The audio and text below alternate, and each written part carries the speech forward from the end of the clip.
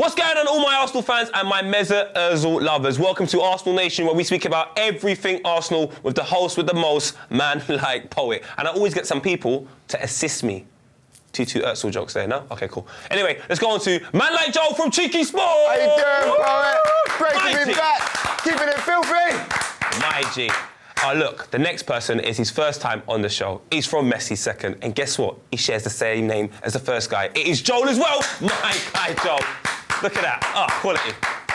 He's done the Giroud celebration. It's an absolute hero. Now, we're going to talk about other heroes, and the first hero I'm going to get onto is man like Arsene Wenger. Let's do hashtag Wenger20. He's been at the club for 20 years, and I think it's time for us to celebrate all his wonderful achievements. So, Joel from MessiSeconds, give us some of your favourite Arsene Wenger moments. Right at the beginning, he changes the game.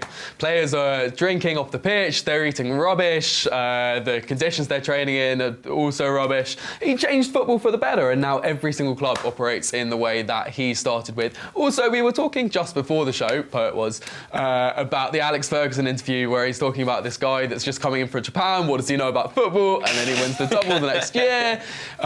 Kicking the bottle was a great one. Invincibles is probably the most obvious one. I mean, Invincibles is an iconic moment. How many other moments that don't really get a lot of attention, Mr. CheekySport Joe? I have to say, for me, it's straight after World Cup '98. The guy was, for me, ruthless in the transfer market. I love the fact that he signed Davor Suke. Even though Davor Suke didn't do really well, we all know that he was a beast. And I thought, my word, just the intention to go out there and get the guy, for me, that was a massive move. And also, my guy, Thierry Henry. I mean, you thought after the whole Anelka thing, how can he produce such greatness? But you know what? Gets him from Juventus, puts his arm around him and says, son, I've got you. Next thing you know, Thierry Henry becomes the legend he is. And that moment is because of you, Wenger, a.k.a. Dad. Father Wenger. Let's talk about longevity. I mean, there's not many managers that stay in the job for 5 minutes, let alone 20 years. So, I mean, what does it mean to you lot, first of all, to have Arsene Wenger to be at the club for 20 years? And what does that mean for football as well, longevity-wise? Are we going to see that again? I mean, no one's done that. No one did what he did with financing a stadium from scratch and then keeping a club in the top four in those Champions League places, playing at the top level of football for a decade. It's unmatched. I'm not sure you are going to see that ever again in the Premier League. I can't think of anyone who's around right now who's going to stay at their clubs for 20 years. It doesn't happen to players often. No, I think it's a pretty unmatched achievement. The best manager. One of the best managers world football I've ever seen. Not just on the pitch, I mean outside of the pitch as well. My man over here says, yeah, you know what, he's managed it well, he's done a fantastic job with the stadium.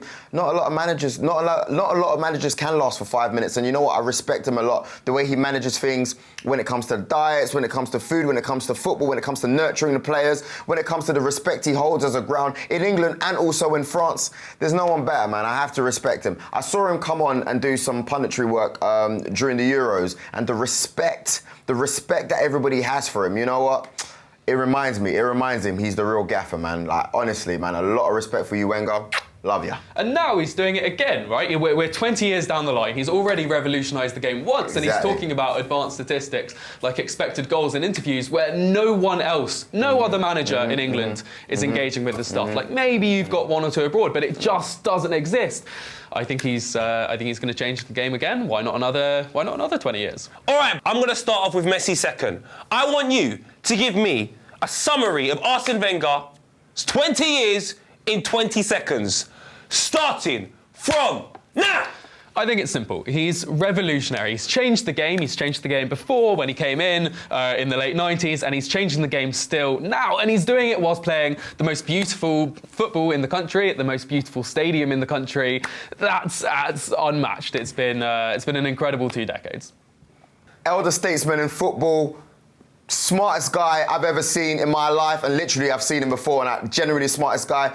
No one has better football knowledge than him. Great businessman, great manager, great developer of talent, an amazing manager all around.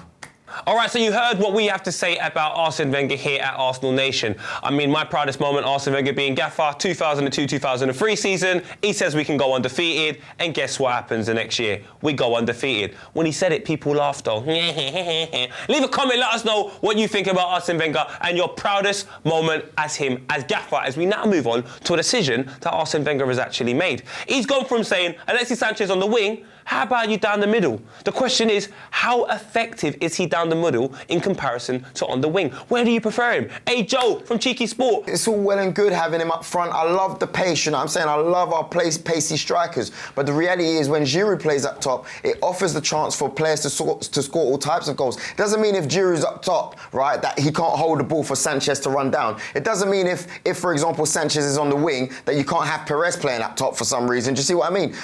We have a lot of options, and I personally don't believe that Sanchez up top is the long-term answer. Fair enough, he's done an amazing job so far, but you know what? When I think of Sanchez, I don't see him as the last man forward. I think there are two big reasons why not playing Sanchez up front doesn't really make sense. The other Joel is wrong. Firstly, stylistically, Arsenal with players like Özil want to have a player who can run onto the ball when they're going through on a one-on-one, etc. And you're going to get some good build-up play for Giroud, and he's a good striker. But one of the best build-up players there is. For sure, but you're not. But Sanchez is hardly a bad build-up player, and you're not going to create those running through on goal opportunities if you don't have Sanchez up front. He's a player who gets in those positions. And secondly,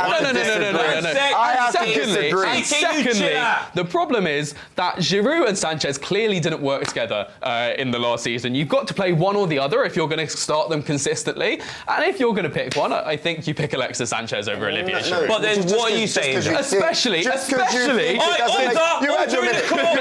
I want to hear Cheeky Sport. All right, listen, man. You can say, players like Özil need someone to run the ball along with. It's fine. But you got to remember that when Özil holds the ball, he brings in the play for the wingers to come, and he can play the overlapping pass. That's why I love Giroud. We can't sit there and act as if he's worthless or as if what he brings to the team isn't valuable. I'm sorry, right? When you've got Giroud, you can score all types of goals. You talk about wingers.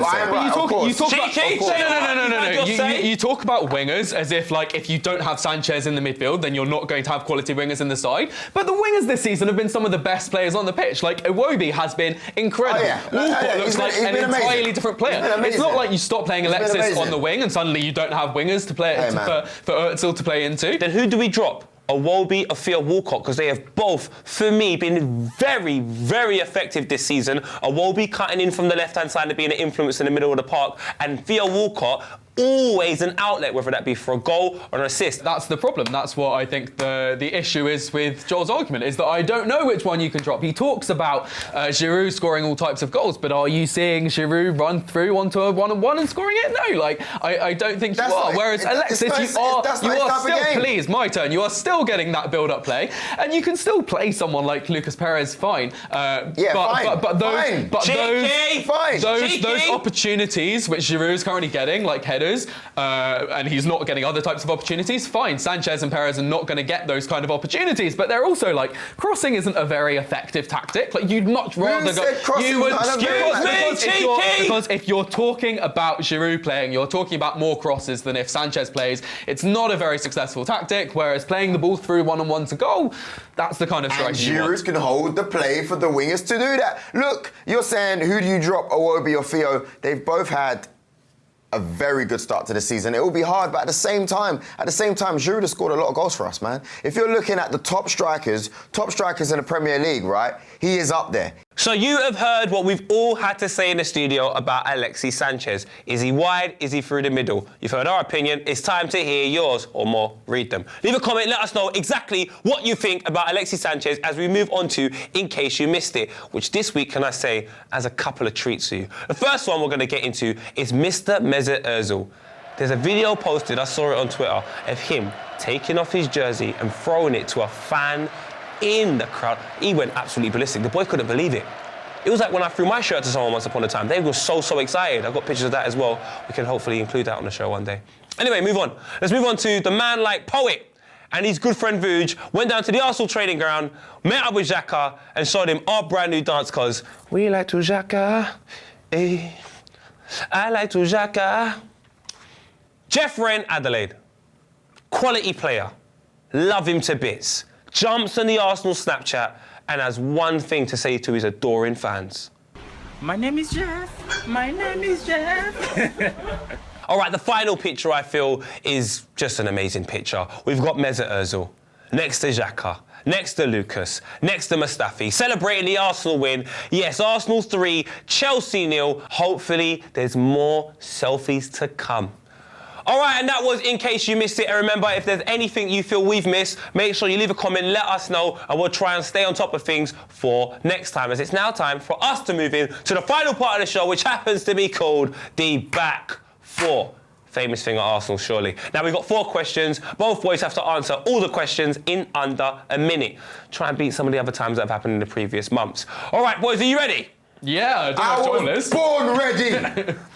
Set, go. Xhaka Koscielny, which goal was better? Granit Xhaka is the childhood role model I've been looking for my entire life. I used to go around 5-side pitches pretending to be a non-bold Wayne Rooney. Xhaka, no question. Xhaka, new to the club, taking risks, shooting from all types of parts on the pitch. You know what? And when he shoots, we all shout, shoot! Post-match selfies, yes or no? Yeah, why not? They don't matter. Nah. We don't want the opposition to know what we're doing in our spare time. No selfies. All right, field goals this season, over or under 15 in all comps? Under. 15's quite a lot. This year is his year. He's going to do well. You can see how he started the season. The confidence is up there. We will be successful this year. 15 goals or above. All right. Final question. What is there to moan about as an Arsenal fan? Please tell me. Xhaka not starting every game? Simple, but I don't know why. 4, 3, 2, 1. Joe didn't even get an answer. Nothing to moan about. There's nothing to moan about. What do you want me to say? Oh, that's quality. Absolute quality. Donny kept quiet because there was nothing to moan about. What a hero. First of all, I've got to say, before we leave, thank you to man like Joel from MessiSeconds. We have a big round of applause for Jay. Absolute hero. First time on the show. It has to be first of many occasions. And also, I mean, where would I be without this guy? CheekySport Jay. Big round of applause for him as well. Now remember, all my Arsenal lovers, all my Mesut Ozil lovers, keep leaving comments about everything not you've just seen today, but also anything that happens about Arsenal. We want to make sure we stay on top of everything for the next show. So until next time, everyone, put your hands to your side and say, I like to Xhaka, yeah, I like to Xhaka, eh. To see more, subscribe.